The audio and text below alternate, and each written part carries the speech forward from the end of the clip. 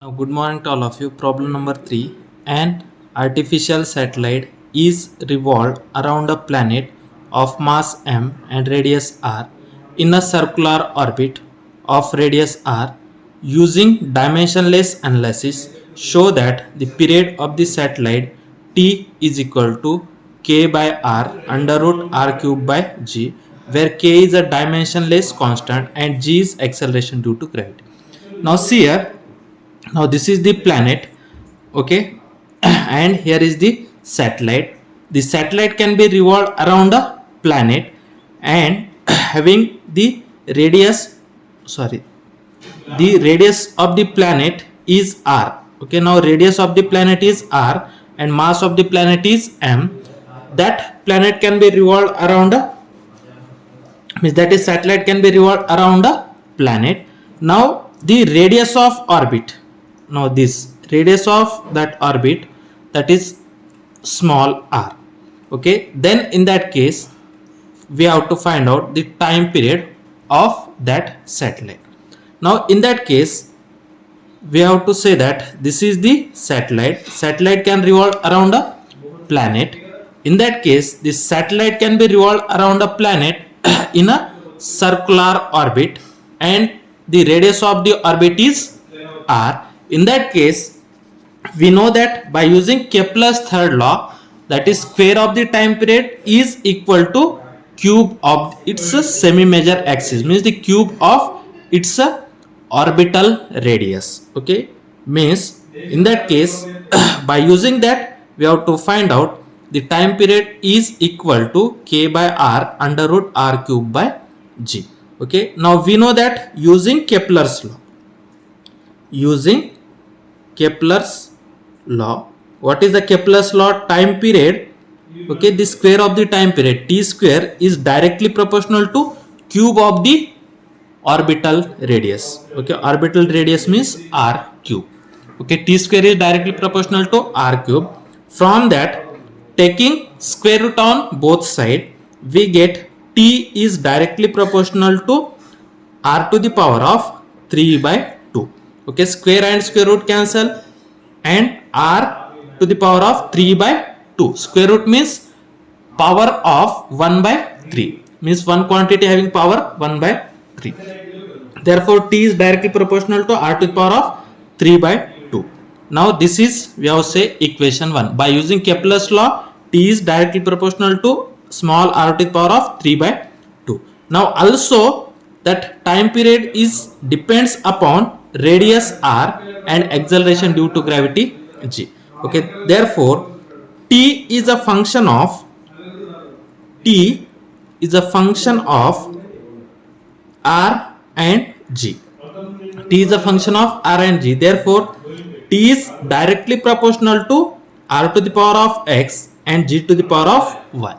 Means t is depend upon r and g, then we don't know how much their power, means r to the power of x, g to the power of y. Now this is equation number 2. Now combining equation 1 and 2, what we get? Combining equation 1 and 2, we get, okay, combining equation 1 and 2, we get t is directly proportional to r to the power of 3 by 2 into capital R to the power of x into g to the power of y. Okay, then t is equal to, we have to remove the proportionality. In place of proportionality we have to write proportionality constant k, which is a dimensionless quantity, k into r to the power of 3 by 2 into capital R to the power of x into g to the power of y. Now substitute here, k is a dimensionless quantity, r means radius. Substitute in place of r the dimension of radius means length, therefore dimension of length. Here r, this is the radius of the planet, therefore this is also radius means length.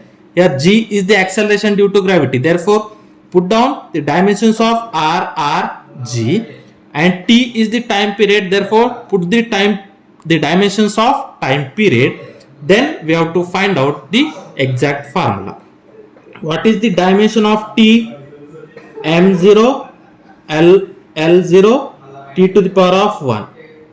dimension of time period is m0 l0 t to the power of 1 is equal to k is a proportionality constant, therefore it is dimensionless quantity. R is the orbital radius, therefore its dimension is L, m0 l1 t to the power of 0 whole power 3 by 2.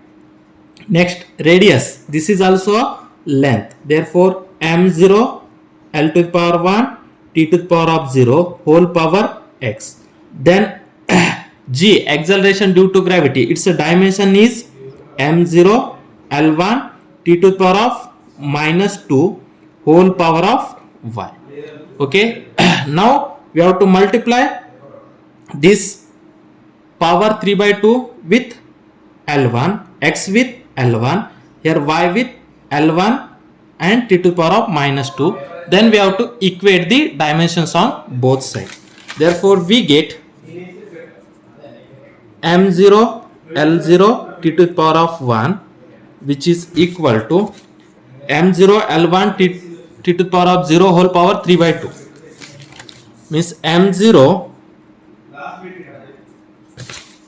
l to the power of 3 by 2 t to the power of 0 into m0 l1 t to the power of 0 whole power x, means 0 into x 0, 1 into x x, 0 into x 0, therefore m0 lx t 0, m0 l to the power of x t to the power of 0, okay, into that is m0 m to the power of 0 into y is m0 l to the power of 1 into y is y, l to the power of y, t to the power minus 2 into y minus 2y, t to the power of minus 2y.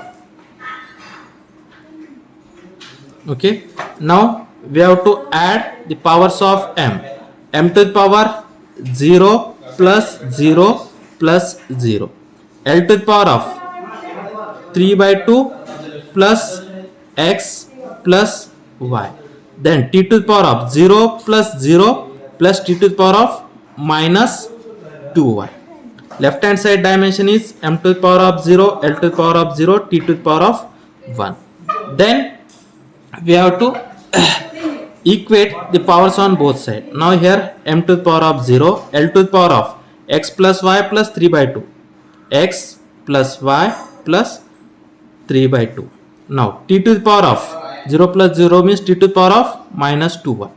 Now equate the powers on both sides. Now equate the powers. Equate the powers.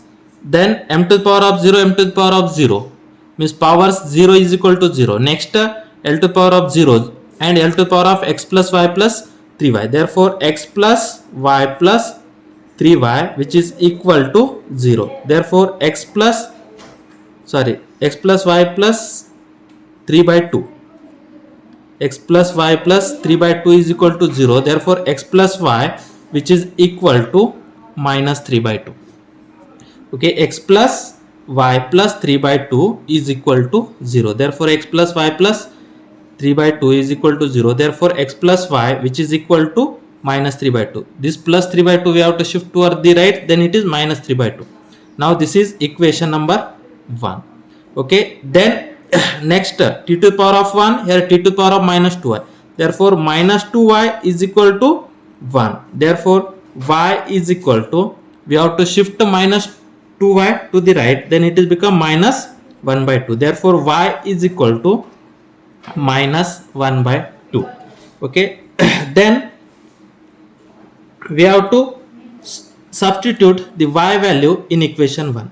Okay, substitute y value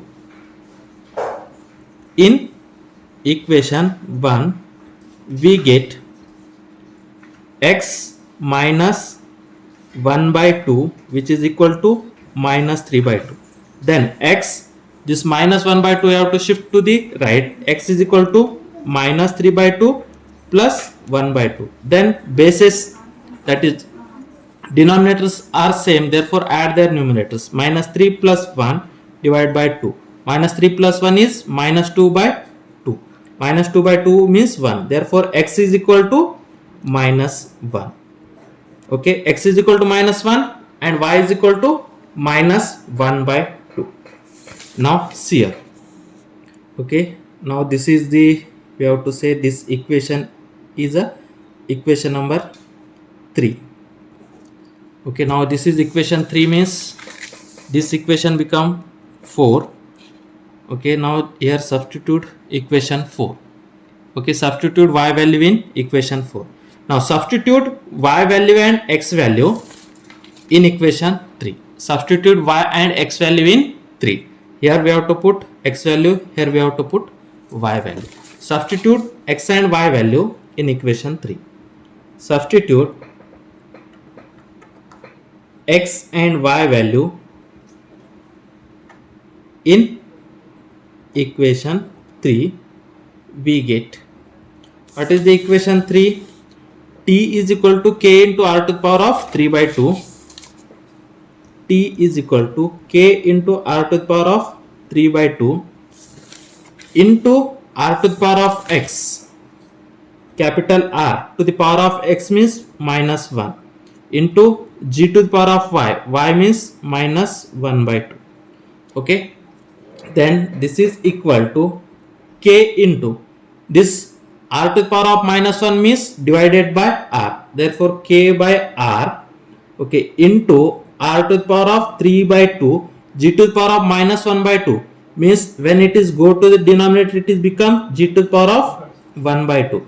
Here power 1 by 2, here power 1 by 2 means that is under root quantity. Therefore, k by r into under root r to the power of 3 divided by g to the power 1.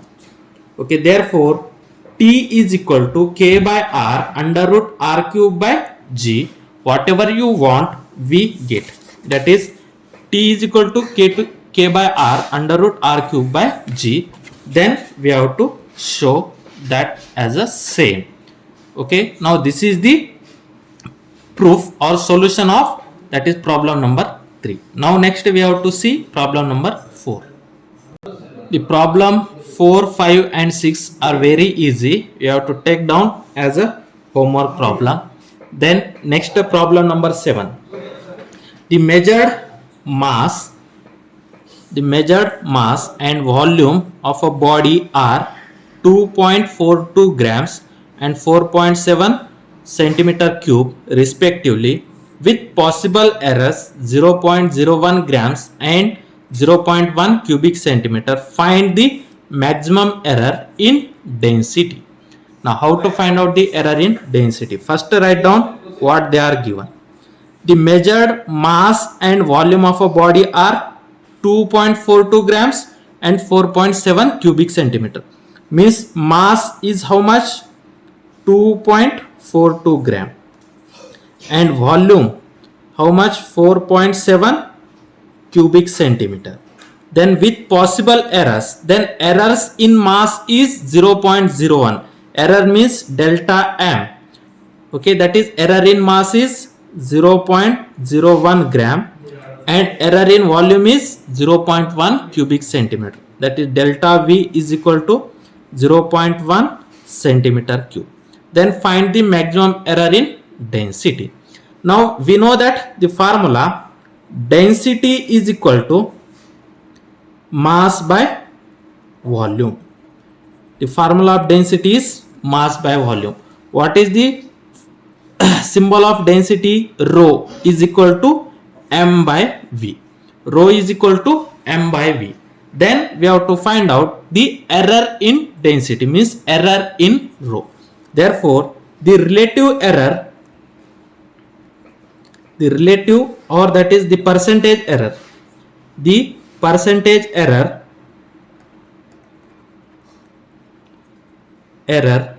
in density or in rho is, rho means that is density symbol, rho is a symbol of density. Therefore, the percentage error in rho is delta rho by rho into 100, which is equal to, we know that when we have to find out the error, that is relative error of numerator plus relative error of denominator, that is delta m by m into 100 plus delta v by v into 100. Okay, therefore what is the delta m value? Delta m is 0.01. 0.01 divided by m is 2.42 into 100 plus what is the delta v value? 0.1 divided by v value 4.7 into 100. Now 0.01 into 100 is nothing but 1 divided by 2.42 plus 0.1 into 100 is 10 divided by 4.7. Now 1 divided by 2.47 we get 0.413 plus 10 divided by 4.7 we get 2.127. Therefore the percentage error in density is 0.413 plus 2.217. The addition of this we get 2.54%. Therefore the percentage error in the density is 2.54%. Now we have to see next problem. Now next problem number 8. The error in measurement of radius of a sphere is 1%. What is the error in the measurement of volume? Okay, now first what they are given? They are given that the error in measurement of a radius of a sphere is 1%. That is percentage error of radius, that is delta r by r into 100, which is equal to 1%. What we have to find out? We have to find out the error in measurement of volume. Okay, therefore we know that the volume of a sphere, the formula, the volume of a sphere is V is equal to 4 by 3 pi r cube. Okay, volume of a sphere V is equal to 4 by 3 pi r cube. Then we have to find out the error in volume. Now the percentage error in volume is, the percentage error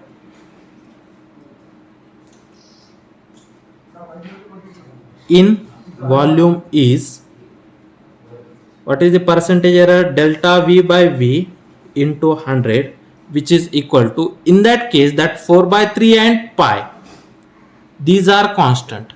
Okay, therefore the constant quantity we can't take into relative error. Okay, now this is the, means there will be no error in a constant quantity, therefore we can't take 4 by 3 pi.